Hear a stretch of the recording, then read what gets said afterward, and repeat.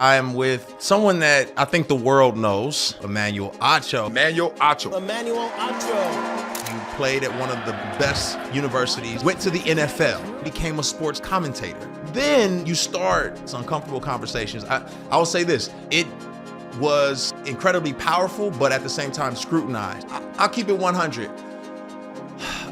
There's people who feel a way about what you're saying. Let's roll the clip for Acho on this show. It's like he's on a panel with kids in here. I'm not afraid of white people. I am cautious of white people. I'll be honest with you.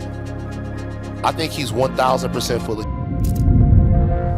The point and the purpose of my creation was reconciliation, but everybody ain't view it like that. Criticism is the cost of praise. Early on, nobody really had issues with uncomfortable conversation. Black, white, in between. Right. Do the negative comments, do they ever get under your skin? So I'm in my house by myself, and I didn't really have anybody. I moved to a new city. I pick up the phone, I call Minio, and I say, hey, bro. I think I'm depressed. And he said, This is The Deep End with Lecrae. Listen, I'm excited. I'm excited to be here today. I am with someone that I think the world knows. And the world knows for many reasons. The world knows him for his accolades on and off the field as a former NFL player. And now, what do you call this man? I mean, he's a media maven at this point in time. I have seen him do some incredible things. We've seen him do uncomfortable conversations with a black man or uncomfortable conversations with Emmanuel Acho. Now, that is who we're talking to, Emmanuel Acho, who's also a friend. His brother, Sam, and I are great friends as well. But more than that, if there's anything that I can say about this man is that he met Oprah, and I haven't met Oprah. And so I'm low-key jealous a little bit. That's one of my goals. He met Oprah. So outside of that, man, Emmanuel, bro, it's just good to have you here. It's good to just talk to you, man, and just to be real and have some real candid conversations. So just off the rip, we go back. We have a lot of mutual connections. We have a lot of mutual relationships. I just want to set the precedence because this isn't like just a cold call.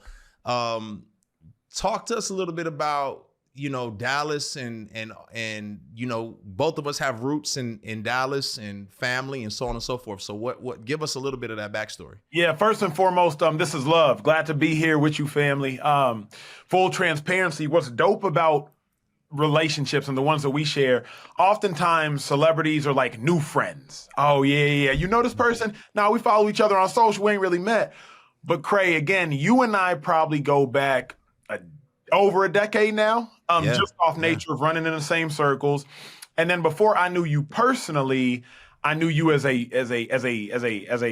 somebody who made great music that impacted my life. Never shared this story with you, but I went to a private school in Dallas, Texas, all-boys school called St. Mark's School of Texas. On Fridays in Texas, you got Friday night lights. Every Friday, you come to the school in your khaki pants, your blue button-downs, and you wear your football jersey over your school uniform. 7:30s on Friday mornings at my high school in my senior year, I would do something called gospel revivals. And me and my homeboys, we would meet in the parking lot before school ever started. It was still pitch black out. And I had this '06 gold 4Runner. And we would just rock your albums in the parking lot at 7 till 7:15 till the seniors and the juniors started to load up the parking lot, about 15 of us on a football team. And we would just jam to the old school tracks. Don't Waste Your Life, to the Jesus musics, to the old school joints. So just wanted to say that publicly. Before I ever knew you as a friend, man, you impacted my life as an athlete. You impacted my life on the field. And the last song I listened to for my entire NFL and collegiate playing career, true story, the very last song I always played was Don't Waste Your Life. Very last song. So just wanted to give you that. You have me to thank for your illustrious sports career. That's That's what we're here for, ladies and gentlemen. That's all we came to say. I hope y'all have a blessed day. You know what I'm saying? I'm still out here, y'all. You see what it is, okay? My dog. But no, born and raised in Dallas, Texas, went to Oak Cliff Bible Fellowship under Tony Evans for the majority of my young adult life. Then my dad, who was third in charge at that church, he left to start his own church very publicly. My dad is Kirk Franklin's therapist. Obviously, you and Kirk are cool. Kirk's like my big bro, Pops. My dad's like Kirk's Pops. Tony Evans is like my OG. So the Bible circles in Dallas and the Christian circles are just very, very small. I got to ask you, bro, because you just brought up the fact that your dad's a therapist. Do you think that is, what are the pros and cons of growing up with a dad who can, you know, wax emotional, philosophical with, you know, his kids? What's the highs and lows of that? Bruh, at a young age, all cons, no pros, fam. Okay. Because straight up and down, you're sitting there like, does my dad have telepathic skills? Right? Like you can't tell no lies because he's a mind reader. And so growing up, it was more cons because I always felt like I was being psychoanalyzed. Now, as an adult, so many more pros. I mean, my dad's a psychologist and marital counselor. And so, you know, my parents have been married, I think, pushing 40 years now. My siblings are all happily married. And so just seeing the role that my dad has been able to portray, and different people come up to me, whether it is the Kirks, whether it is the David and Tamala Manns, whether it is the whoever, just been like, hey, man, like, your dad changed my life. And so that is just like, hey, that's special to me, seeing the impact he's had on people who have impacted me, and now I can impact other people. Just seeing how things are passed down. The conversation you and I are having is like, bro, like, you've impacted me unknowingly. Now I get to impact other people unknowingly, and hopefully those people impact other people unknowingly. I think that's the beauty of life, man. Now, you said something in passing. Ladies, he said his siblings are all married. He didn't say he was. So Emmanuel Acho is currently not married. That's all I'm going to say. I don't know any other details. And that's his business to share, but we know he's not married. We know that. Okay. All right. I just wanted to put that out there. I got a lot of ladies. They watch. So no. So this is uncanny, bro. Like, it's uncanny for a lot of the circumstances and situations that you've found yourself in. You are a product of a Christian family. You're going to this amazing church, which my wife and I went to as well, Oak Cliff Bible Fellowship. You have an incredible father, and you, for all intents and purposes, I mean, you have so much healthy investment going on in your world. And then, you know, even more uncanny is both you and your brother are like high school athletic superstars. Like, how, like, are you used to the attention? Like, yes, you've got Emmys behind you. You've met with Oprah, all these particular things. Is this something that you had grown accustomed to growing up? Was it, because sometimes it can be both a treasure and a trap, right? And I want you to kind of speak to that. Like, what was that like for you, and how has that affected you even into your adulthood? Bro, great question. Great question. I would say the blessing and the curse of my life is that I am numb to notoriety. It's the blessing and the I'm numb to it. And I say that because, like you said, when you play high school ball in Texas, you better be that dude. And then I went to the University of Texas when we were amazing. My sophomore year, we went to a national championship game, played at the Rose Bowl versus Alabama. My freshman year, we started off 11-0. My first 2 years in college, I was 26-2. I'm starting as a sophomore. My brother's already there starting. It's the Acho brothers. It's all the things. The reason I say it's a blessing and a curse, though, I don't get excited by things. Things don't move me. So people will be like, yo, you just did this. And I'm like, cool. Celebrate. Celebrate. What are you doing? Celebrate. I don't celebrate. But the problem, the reason I don't celebrate is because I'm always thinking about the next and thinking about the next and thinking about the next, that I never enjoy the now. And Yeah. so I don't say it arrogantly. I actually say it as though it's a flaw. I struggle with celebrating because I am so numb to it. I'm just not the life we've been blessed to live, and I've been blessed to live. It's a cool life, but I'm moving on I'm on a purpose. I'm on a mission. Yeah. You know what I'm saying? Yeah. I'm on a mission. I don't really have time to stop. I'm on a mission, but I need to be better about stopping. Yeah, I can totally relate, man. I think that I've seen this, and I don't know what the driving force for you was. Maybe there was some internal desire to make sure that such an incredible dad who put these values in you felt like you were living up to, you know, these expectations. Maybe it was some internal burden. I can speak for myself. I think for me, it was, I noticed that I felt valuable when I won, when I was winning, and I felt like I was meaningful and I had value. And similar to you, there was no such thing as a limit. Like I didn't know where the limit was. I just knew I had to hit each goal on the way. So it's like, okay, won a Grammy, great. #1 album in the country, great. Platinum single, great. The beauty of it is, man, God is using you in this unique way to break barriers and boundaries. The struggle of it is similar to what you said is, you are not celebrating. You're not taking a minute to just be like, oh my goodness, it happened. Mm-hmm. And the other thing I would say is you're programmed to that being your reality. Yeah. Right? Like if you're not winning, what are you? Or you know what I mean? What does that look like? And I'm curious, man, because I mean, you're barely in your 30s, right? You've had so much success in your 20s. How do you process that? Because most people haven't accomplished what you've accomplished by their 40s. How do you process all this happening at such a young age? Oof, boy, come with the heaters. Man, that's a good one too. I don't think that I do.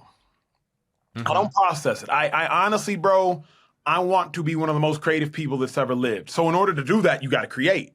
So to me, there isn't processing. To me, there is like, Acho, what can you do next? But the biggest problem I found in my own life is, well, now you're a prisoner of your own success. And people don't realize, bro, like, you don't need physical chains to be in prison. You don't need shackles to be in prison. And so, like, now you end up, the things that you would have wept over accomplishing, now you're upset at. Like, things that you previously would have celebrated like crazy. Yes. Now you're disgusted at yourself for. And so, to me, it's the dichotomy of, like, I have done so much, but in my mind, I haven't really done anything at all. Like, if you were to really ask me, I'd be like, no, I haven't really done anything at all. You know what I'm saying? Like, I just haven't done enough, which is probably why to so many other people, they think I've done so much. But in my head, I'm like, I haven't done anything. Okay. For those watching, and I love this. I think this is insight to the psyche of a lot of people who are extremely accomplished. Like, a lot of them don't feel like they've hit that target because there's another target that they're looking at on the journey, right? But for like you, you know, were a high school superstar. You played at one of the best universities. I mean, arguably the best university in the state of Texas. You went to the NFL, which is a feat that most people only dream about. You left the NFL and became a sports commentator, which is another thing that a lot of former athletes dream about. But you went almost immediately into the sports commentary space. Then you start, you know, in an incredibly powerful podcast, Uncomfortable Conversations. I will say this. It was incredibly powerful, but at the same time scrutinized heavily as well. We'll get to that. And then you go on to write books, and both of your books are on the New York Times bestsellers list. One of them was #1, Come on, fam. So I hear what you're saying, but so for me personally, I don't follow Kevin Hart on social media anymore. Reason why I don't follow Kevin Hart is because we're like the same age, but I start getting too wrapped up in what I haven't done and what I need to do. And I stop appreciating what I've already accomplished. So I'm like, dang, I haven't hit $750 million. So I'm not doing enough. Is there a proverbial Kevin Hart for you? Are there people that you're like, all right, I haven't hit that yet. I got to hit that. All right. So this thing right here is an album. I know it. You may not know what an album is. It's like a thing that plays records. A record, in order to listen to it, you have to flip it over to hear both sides of it. Now, generally, the A side of the record is all the commercial hits, all the stuff that everybody knows. The B side is like the deep cuts, the stuff that most people don't get to hear, the stuff that's like, whoa. I wanted to be successful to escape dysfunction. So when I'm talking to somebody, I'm coming as the most authentic form of myself as possible. Now, I ain't for everybody, which is why God has so many disciples, because everybody ain't for everybody. There's a B side to our worlds, to our lives, that most people don't get access to, that most people don't talk about, but we want to do that. And that's what the B-side app is. The B-side is a safe place to talk about the things that, you know, are on the other side of the record. Download the app and join the family. See you on the B-side. Not yet, because to your point, for my age, I was above the curve. Ooh. You feel me? Like, that's why I am the Kevin Hart. I left football at 25. Because after in the NFL, what most people don't know, in the NFL, little secret for the show, 4 years, you're vested pension with annuity. You have all the benefits after you play in the NFL for 4 years. 3 games counts as a credited season. So 3 games, if you play or are on the active roster, you get 1 year. I played in the NFL for 4 years. After the 4th year, I was like, I'm good. The oldest text message in my phone is a text message from August of 2016. It is from a scout of the Buffalo Bills. He texts me, "Hey, Emmanuel, this is so-and-so from the Buffalo Bills. Please give me your driver's license and your social security. We want to bring you in for a workout." I don't respond. True story. He texts me back again. "Hey, Emmanuel, need your driver's license. Want to fly you in for a workout this morning." I don't respond. The reason I save those text messages is because for my psyche, I wanted to remind myself I left the NFL. The NFL did not leave me. So I leave at 25 because I was like, okay, Cray, I'm not going to be a Hall of Famer. I'm not going to be an All-Pro. Pivot. Well, then in television, I had won 2 Emmys, 2 bestsellers, including a #1 bestseller by 29. So now I'm like, but I could be a Hall of Famer over here. You feel me?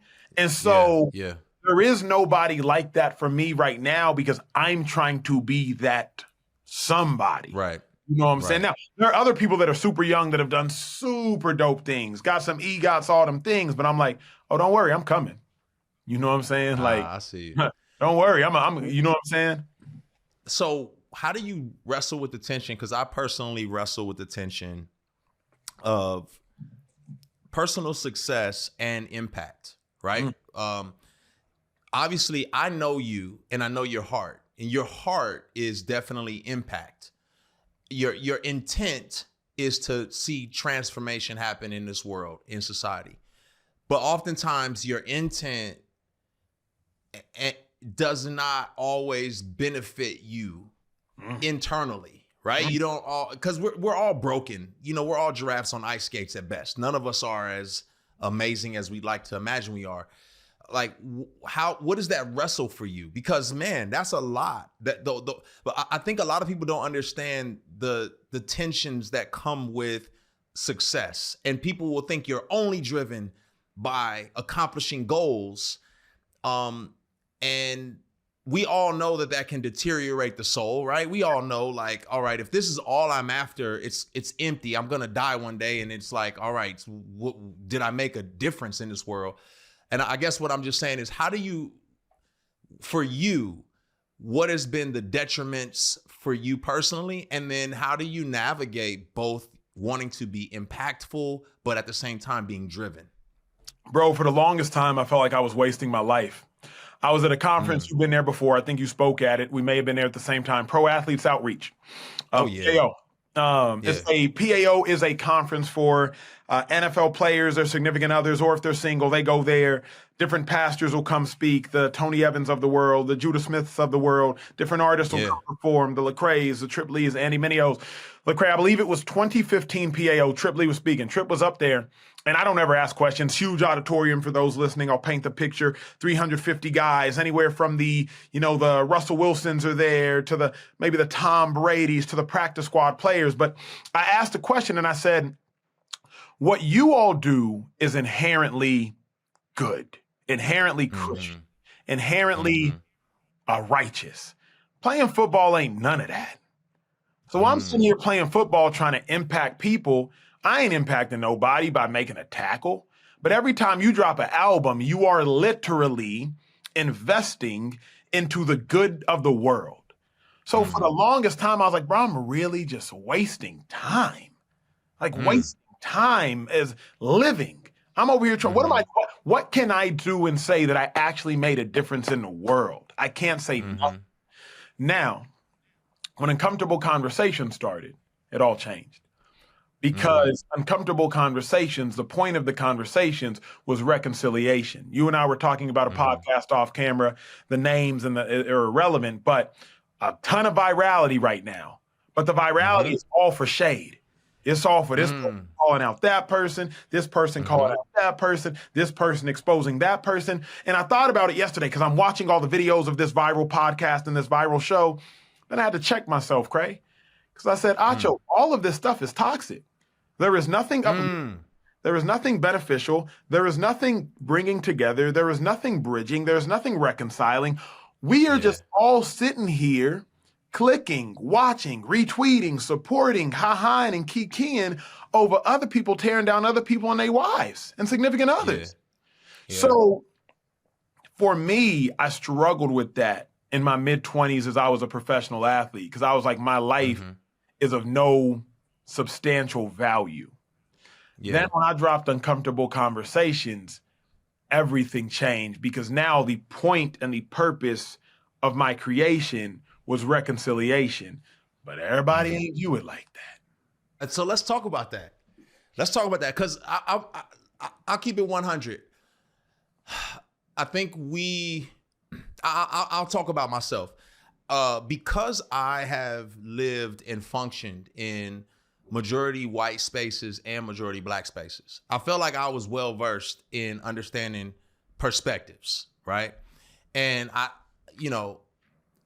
there was a season for me where I had to, even my staff, start walking them through some uncomfortable conversations about what was going on in society.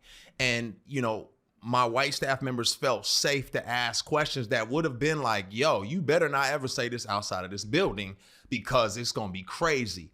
And so I did understand the necessity to really answer the curious. Now, on the flip side, there's other people who are not curious at all. They just want to reprimand, or they just want to challenge your perspectives, or they want to remain willfully ignorant to what's going on in society. And so you have that as well.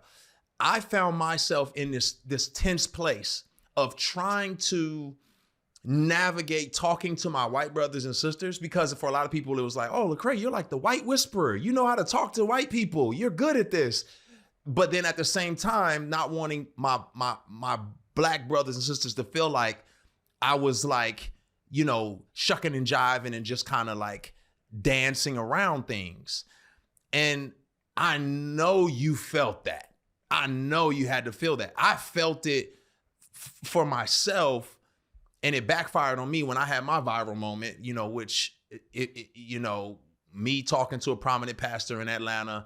And in the moment when he says something that obviously was ignorance and him not realizing how detrimental it was, I'm sitting there thinking yeah, that wasn't a good thing he said, but what's my next point going to be? But it looks as if I'm passively accepting the ignorance that he's saying. It was chaotic for me. For you, you're on Uncomfortable Conversations. You're having conversations with everybody. I mean, NFL commissioner, Matthew McConaughey, everybody, Lil Wayne. There's people who feel a way about what you're saying. I know I went to a dark place some days because of the scrutiny. I don't know. Did you face scrutiny outside of a couple things that I know about? But like, did you face it, and how did it affect you? Here's what's crazy, bro. There's an author. I won't say his name because people get distracted by the author. But the quote is that people have a schizophrenic relationship with winners. They said they like to root for the underdog because the underdog makes for a great story. But if you're up for too long, you better grab a helmet. And that's what I felt like. Early on, nobody really had issues with uncomfortable conversation. Black, white, and in between. Right. You know what I mean? Right. If they did have an issue with it, they didn't really verbalize it. Yeah. But once your boy was up for too long, started having one too many conversations, then all of a sudden I was like, oh, whoa. Y'all all hate me? Like, wait a second. And obviously it was I was getting so much of it from the Black community, which truly hurt your boy because I'm like, I'm having dialogue with people who wouldn't otherwise have dialogue. Now, I might not be saying it how you want me to say it. I might not be saying it as aggressively as you want me to say it. I might not be saying it as jarring as you want me to say it, but I'm trying to say something in a manner in which they can receive it. Yeah. So don't be mad at me for the way in which I'm doing it. And my biggest frustration and my biggest pain point was simple. Kind of like couples argue in the house. You ain't got to argue for everybody else to see it. So when I'm arguing with different Black people, whether it's on their podcast and I'm being completely surprised and shocked at like, wait a second, yo, hit my line. Because now we're two Black men up here arguing for now our white brothers and sisters to be like, oh, well, if they're arguing, why do I need to support either of them? Right. Like, it's chaos. It's all chaos. Hit my line. You feel me? I'm not even saying I need you to agree with me. You don't have to. But if you want to check your boy, hit me and be like, hey, Ach, you think about doing it like this, think about doing it like, or simply put, do it your way. Yeah. My dog, you know him because the last time I saw you, I saw him, you saw him. Toby and Wigwe, that's my dogs, my Nigerian brother. Yeah. Toby does things in ways I wouldn't do. Arrest the Killers of Breonna Taylor. That's his joint. Made a whole song about the joint. I'm doing it my way. I don't rap. He's making a song, Arrest the Killers. And we're glad you don't, by the way. Keep going. Like, he's doing it his way, I'm doing it my way. But like, I would never be like, hey, bro, why the hell why you rapping about it? You know what I'm saying? No. Yeah. Because he's speaking to people who need to hear it like that. And I'm speaking to people who need to hear it like this. Whatever works for you, works for you. Whatever works for me, works for me. But what I hated and what hurt me most was don't publicly undercut somebody who's trying to do good for your own and their own community. So it was tough, bro. It was. I could see how that would, I know for me it was extremely painful, and I'm very grateful. Shout out to Austin Channing. Shout out to Akimani. Like, these women called me, and said, hey, bro, let's talk about what you did. And one of the best pieces of advice that they gave me, they said, hey, man, consider the audience that you're placating for, that you're fighting for. Consider the voices that are not heard. And that was helpful to me, to not like cater to any one particular person that I'm sitting in front of, but to care about the people who needed representation. But I agree with you. Like, everyone does not need to be aggressive. And it's also hard because as a Christian, I'm a believer. I feel like every single human being is made in the image of God. So every single human being deserves dignity, deserves to be treated with grace, right? And so, not to say they don't need to be held accountable for their actions, but I don't see the necessity to go in and just punch on people or yell at them in order to get my point across. And I co-sign that. Here was my thing is like, I'm not even mad at people who want to be aggressive. Now, I don't think aggression works as well as peaceability. I don't personally. But if you want to be aggressive, be aggressive. I'm not going to publicly chastise you. Like, I do not think saying like, man, y'all are so effing ignorant, and I don't think that works. Personally, Let me tell you why. I don't personally like that way of approaching.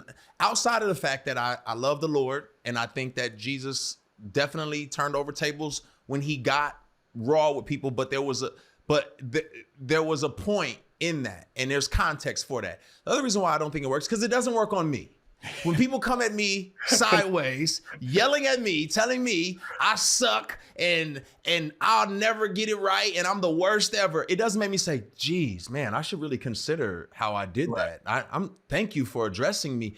Like, it doesn't change my perspective. So so when I see, the comments under a LeBron James, for instance, and they're just all this vitriol and just hatred, I'm like, do y'all really think he's looking at this saying, thank you so much? Yeah. This is so helpful.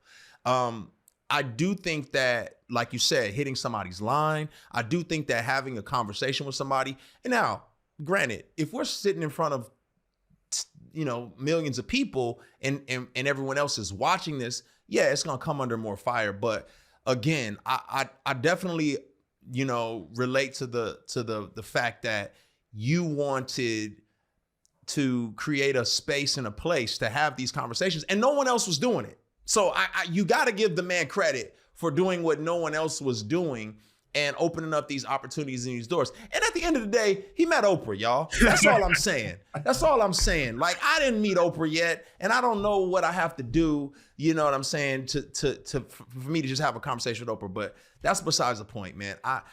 I relate to the scrutiny, and I think a lot of times people expect us to be perfect and to get it all right, especially when you're in front of thousands of people. And brother, as somebody who loves you and cares about you, I just want to give you permission to not have it all together. I want to give you permission to not have to be, perfect in the eyes, because media says we have to be perfect. Mm-hmm. And God doesn't put that standard on us. God gives us grace. I mess up every day, and God is still loving toward me and gracious toward me and still gives me new opportunities, new chances. And we live in this cancel culture where people assume you can't learn, you can't grow. Like, what's supposed to happen once I learn something? Like, I'm still canceled now. So what can I do? You know what I mean? I had to grow in my understanding of culture and ethnicity and race and all these particular things in real time while I'm in front of the world. And so, man, I have a special grace for people in front of the camera, in front of the world, who are sharing, because you have to grow in real time. And I think to your point, bro, it's like people don't understand. Everybody can't understand what it is that you're doing, what you're trying to do, and the pressures that come with it. Like you can't be perfect in something that's subjective. Because for me to please one group of people, a whole nother group of people gonna be upset at me. When I remember when you came in hot water with your virality moment with the pastor in Atlanta, and I was watching, and I felt bad for my dog, because I was like, they gonna kill Cray for this one, man. I literally was like, they gonna kill Cray for this one. I said, and it looks bad, but as somebody who's been on a stage in the midst of a conversation and moderating a conversation, in the event for a moment you took your head to the next question or to the last question or to this question, and you don't boom in a moment, boom, moment's passed. And I was like, and I said, oh, they gonna get him for this one. But as somebody who's been on a stage, I'm like, I see how it happens. Yeah. Now the rest of the world don't see how it happens. So they're just like, Ray, how dare you co-sign? And I'm just like, but I also realize criticism is the cost of praise. And so when people criticize me, I'm like, hey, I signed on the fine print, because criticism is the cost of praise, man. Yeah. If you're going to, lead people, prepared to take some shots. If you're going to shoot, you're going to get shot. And that's just the reality. So being on that public platform, that's a part of it. And I think we do need to develop tough skin, but I think we also have to culture people into seeing our humanity. And that's why I wanted to do this podcast, because I don't think people see nuance. They don't see the nuance of a human being. They just see the robot sitting on, television or on their phone, and they don't realize this is a whole person. This is a dynamic human being. Like, as much as I want to see, Dak Prescott or LeBron James be everything that I want them to be, well, Dak, on a personal level, I'm not a Cowboy fan. Let that be known. I'm no shade, but just let that be known. But Dak, on a personal level, like as much as I want to see them rise to the occasion every time, I also know these are sons, father, husband. Like there's so much more dynamic to them. And having friends in professional sports, I understand how all of those particular things feed into their abilities to perform on the field. And so again, it goes back to me believing that, man, we're dynamic human beings. There's nuance to us. And there's some people who are looking at you and they're saying, this guy's perfect. He's perfect. He doesn't even have a 6-pack. He's got an 8-pack. He's, you know what I'm saying? His teeth are white all the time. He's articulate. He gets every word right. He's always got a clever line. You know, he's perfectly packaged. But they don't see your humanity. They don't know when Emmanuel Acho wakes up in the morning, his breath stinks. Mm-hmm. I don't know that, but I don't know personally, but I know it's true. Mm-hmm. I know your breath doesn't smell like spearmint when you wake up in the morning. I know that. Okay. They don't know that you battle or you struggle or you wrestle with, you know, was this right or was this right? Yeah. Or is this going to work or is this going to work? They don't see that. And I think, man, there's got to be credit given to people for how they navigate all of those like realities. And not only do you navigate them, brother, you are navigating them in a way to where it's working and it's effective. And I want to make sure, you know, we appreciate you doing that, especially at this juncture in your life, because who knows, we don't know how much longer, you know, this is going to be your reality. We don't know what you're going to move into. We don't know. I mean, your future wife may be watching this right now and she's going to take you out of the marketplace and say, hey, we're not doing this no more, Manuel. You know what I mean? Like, this is it. You know what I'm saying? So, but you know, as you're doing all of these particular things, yes, you're winning, but and I don't know why I'm asking you this because I know the answer, but I'm just going to ask you, for all of the likes, all of the subscriptions, all of the book sales, all of the awards, do the negative comments, the one or two out of the million, do they ever get under your skin?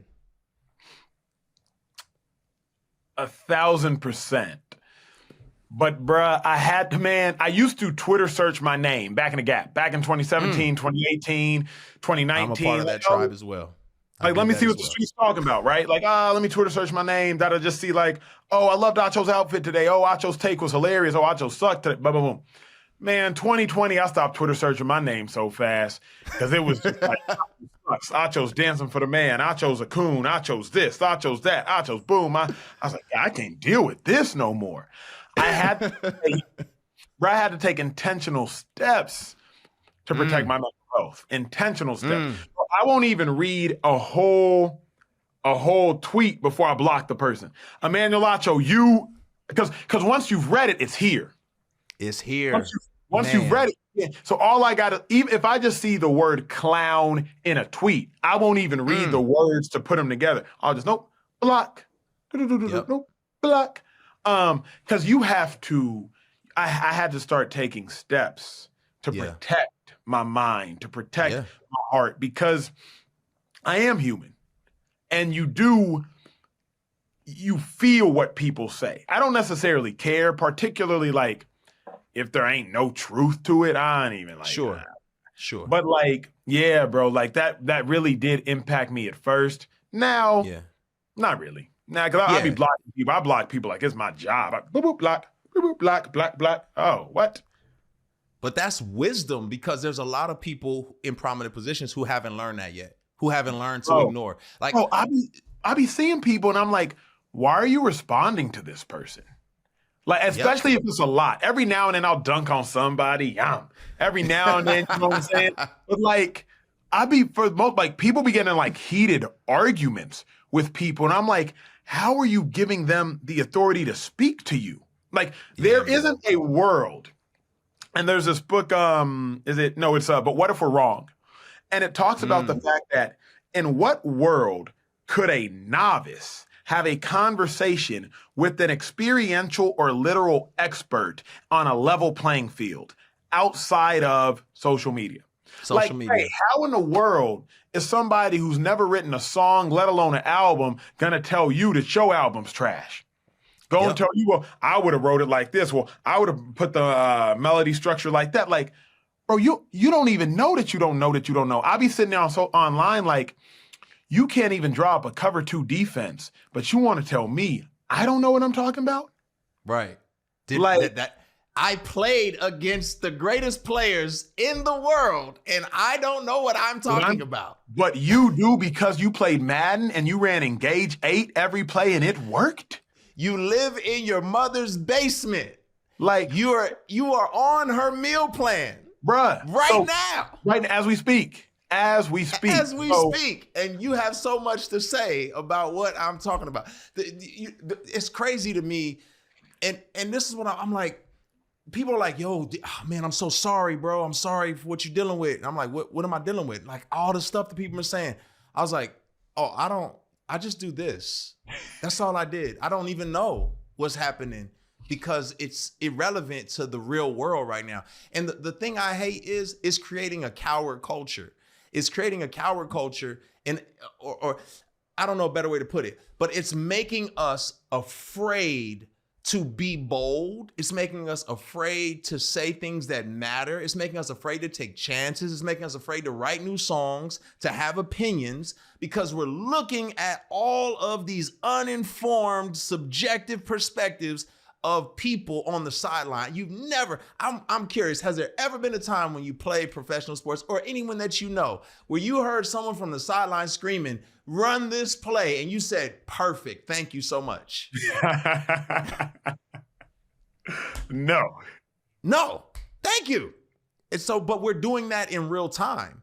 We're not saying things that we need to be saying. We're not doing things we've been called to do. We're not writing the songs we should be writing. We're not taking the career paths we need to be taking, because the stands are telling us what we should and shouldn't be doing. I think it's absurd. I think it's ludicrous. So again, I'm not saying we need to create a culture where everyone has to be dogmatic and everyone has to because the problem with the internet is that everyone now has a voice and everyone now becomes an authority on everything.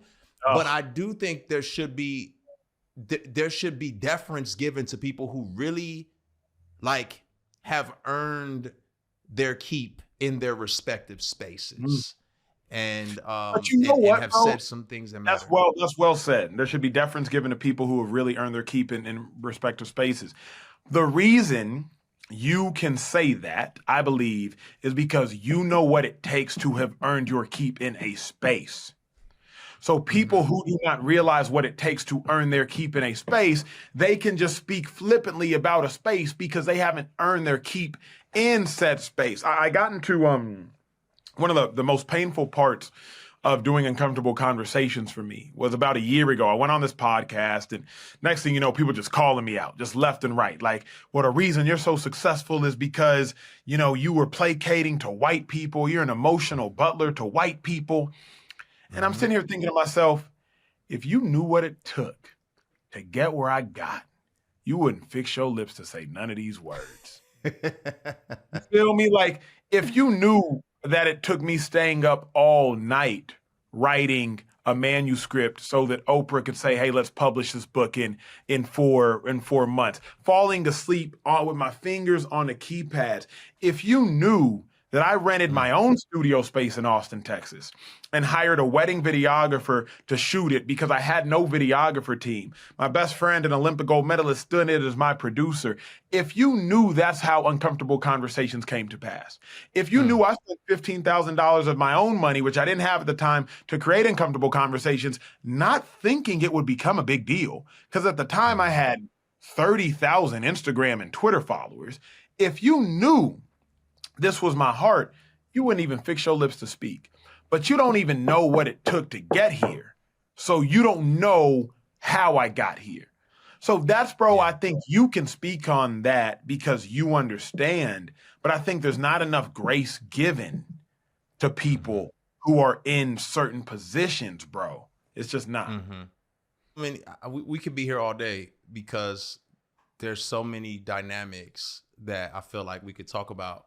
But I'm curious, and you've alluded to this before in other podcasts, but I don't know if you could maybe like expand your perspective on a little bit. But man, you wanted to create a safe space to have uncomfortable conversations.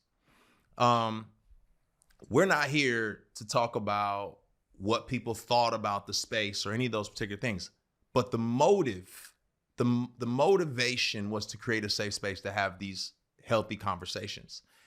How does that come about? And not so much like, hey, what were the details that it took to make this happen? But more so, how does it come about that you desire to create a safe space for people? And is there a safe space that you've experienced or that you have now? How does that idea come to fruition? Great question. It came to fruition simply, man. I went to church in Oak Cliff, and Oak Cliff ain't always been what Oak Cliff is now. You know what I'm saying? Oak Cliff ain't always been Oak Cliff. So I went to a church at Oak Cliff, predominantly black. I went to high school, predominantly white. So I realized by going to church on Wednesdays, Sundays, and all three services that language is spoken differently, bro, between black people and white people. Like quite literally, you can look no further than a Q dog doing a pregame step on a football field. A white social media account might post like, "Oh, look at this dude getting excited before a game," and a black social media account will be like, "Nah, bro, he's just a Q." You know what I'm saying? And so there's just different languages spoken in society. So the safe space was more so realizing, how can I communicate this message that black people trying to communicate to white people, but white people not hearing it because they're speaking a different language. We all been in foreign countries. True story, Clay. I was in Puerto Vallarta about 3 years back, bruh. I was with about 8 groups of friends. True story. And they sent me to go buy hamburger buns and hamburgers. So I'm walking through the grocery store. I'm pacing through the aisles, and I can't find the buns. So I go to one of the store attendants and I'm like, "Hey, hamburgers, hamburgers, hamburgers." They're looking at me crazy. I'm like, "Y'all got hamburgers?" They looking at me crazy. Finally, I got service on my phone and I type in hamburgers in Spanish, like hamburguesa. And as soon as I say that, they're like, "Oh, ayo la la la." I said, "Now you telling me you ain't know that I was saying hamburgers this whole time? Like, it ain't that big a difference." Yeah. But in that moment, bro, I realized you can try to speak to somebody, but they might not understand you, bruh.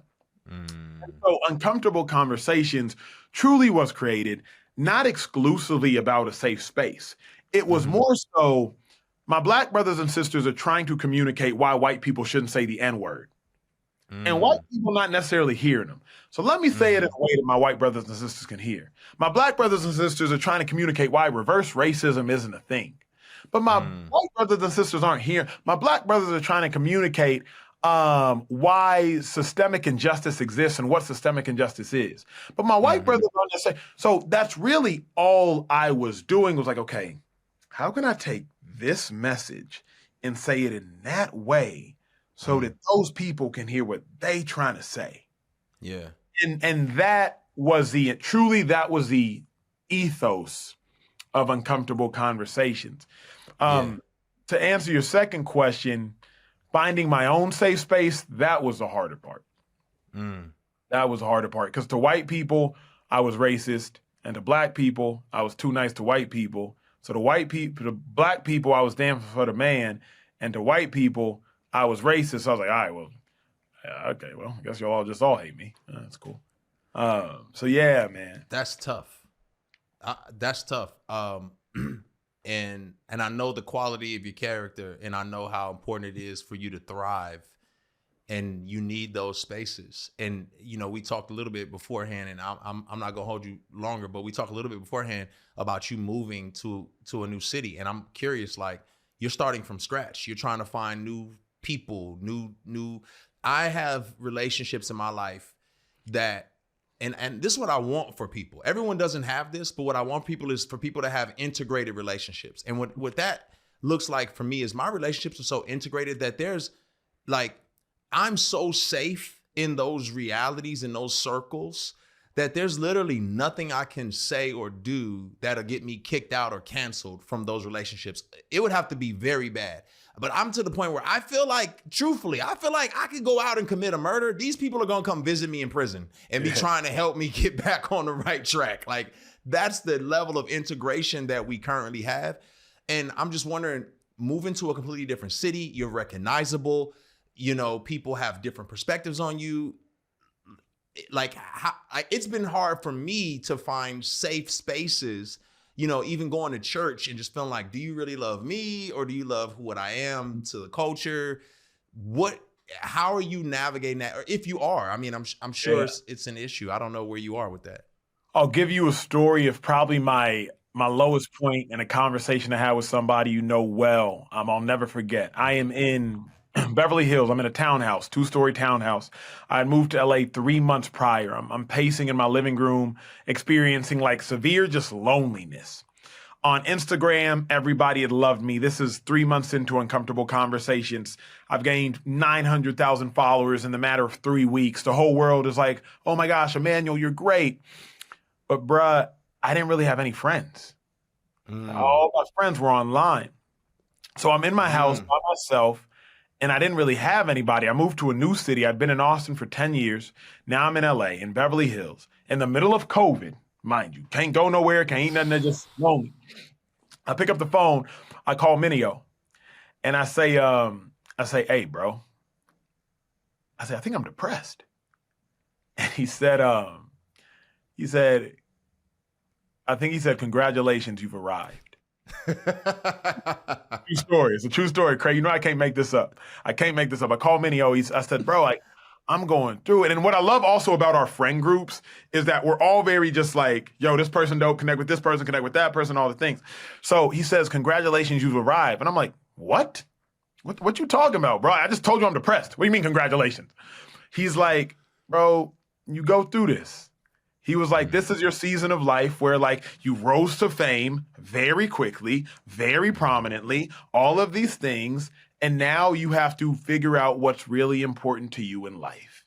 And now you have to stabilize. Now you have to, you know, come back to center. Now you have to, he's like, this is a part of the journey of a rise to success. He said, you've just experienced yours in a meteoric fashion. So after that conversation, I said, let me find a community. Thankfully, Judah Smith, the pastor out here in LA, he had reached out to me. We got breakfast at the rooftop of the Waldorf Hotel. We broke bread. He instantly integrated me into their church home community, church home, the home out here, the church out here. And bro, since then, it's just been amazing. So since then, I've been in a great place, great community, great tentacles tapped in. But that was a conversation in the summer of 2020. That was December, actually, of 2020 when I called Andy. And I'll never forget, because that was my lowest point. That was like my lowest, I do not know what to do. I need to call a famous friend who will keep it the most real with me. Because, bro, remember, I didn't have a ton of famous friends at the time. Yeah. You feel me? Because I had just made it. I just popped off. And not sports famous. You feel me? I need some people who like knew what's up. Yeah. So I was like, okay, okay, call. And so that was probably the lowest point that led me to the safe spaces and community, bro. I'm extremely happy for that, man. And you know, I'm grateful for, that's what Kirk Franklin was for me. For everybody who's walking in that role and in that space, it's very necessary, man. And you know, everyone isn't built for that. Some people can't rise to that occasion and breathe that air. So, man, I'm grateful for that for you. Man, before we go, man, what do you want people to know? What's new, and what do you want people to know? What's the message that Emmanuel wants people to know these days? That's good, dude. That's really good. The message, I think my biggest message is probably like obedience is more important than talent. Obedience is more important than talent. I was in a conversation with a dear friend of mine, Bozoma St. John. She was a former CMO, Chief Marketing Officer of Netflix. And we were having this debate over what is more important, favor or obedience, right? Because biblically, like, if you had favor, you was Gucci. And she was like, I don't think it's favor alone, Acho. Like, and so I went on this goose chase, Old Testament, of just like those people, whether it was Moses, whether it was Samson, whether it was Esther, whether it was Elijah, like what was the secret? And they all were obedient. And if they weren't obedient, that's when they lost favor. And so my season of life in 2024 is like, yo, it's not just about being talented. I always tell people I'm talented, but I ain't that talented. You feel me? I ain't that talented. To me, it's about obedience. And so anybody listening is like, are you willing to be obedient? Don't look at Lecrae and think Lecrae made it because Lecrae's talented. Yeah, cool, he's talented. But like, are you willing to be obedient? That to me is the secret power to greatness. That's really good, man. Man, I hope you got anything else coming up? Anything people need to know about? Nah, I don't know when they know. You know me, I always got stuff coming up. Okay. They'll know. I don't even need to. Bro, I'm at the point now, I don't really, they'll know when they know. They know it. You know what I mean? I'm out here. I hang with Oprah now. They'll know. When it's time for them to know, they'll know. There's no book to promote. There's no nothing. Yeah. Like, people come up to me like, oh, man, I never bought your book. I'm like, it was already a bestseller. You're fine. You're fine. You know, I'm not even going to tell you go buy it. I'm just like, it was all right. It's fine. Kanye did that to me one time. It was like, hey, have you heard Lecrae's album? He's like, no, what is it? Well, it's fine. It's the #1 album in the country. Don't worry, Kanye. I understand. It's fine. It's no big deal. It's okay. Man, I just want you to know, man, I'm proud of you, bro. I appreciate you. I don't expect perfection. I just expect pursuit, you know? And man, I'm glad that you're in pursuit and you're growing. It's an honor. I hit your brother earlier today and just let him know, man, I love that dude, by the way. You are fortunate to have that. I know y'all probably fought like cats and dogs. You might still fight. I don't know. But that's a great guy as well. Y'all come from good stock. Man. I'm extremely proud of you, man, and I'm grateful for your life. I'm grateful for the impact that you're having. And if no one ever saw it, if it was never prominent, if there were not Emmys behind you and #1 book sales, you would still be as purposeful and powerful and meaningful as you are to this day. So, brother, I'm grateful for you taking this time to sit with us, and we got to do it again, bro. No doubt. Thank you, family. And like I said at the beginning, I'll bookend it at the end. Thank you for the impact you had on my life. I can't speak for nobody else. I won't speak for nobody else, but the impact you had on my life from when I was, 16 until now is powerful. So thank you, bro. Y'all heard it here first. I am the sole reason for the success of Emmanuel Acho. I just want to reiterate that. If there's any 3 things you didn't catch from this, it's A, I'm responsible for his success. It's B, he knows Oprah and I don't. And it's C, he's not married, ladies. That's all. That's it. Appreciate it, bro.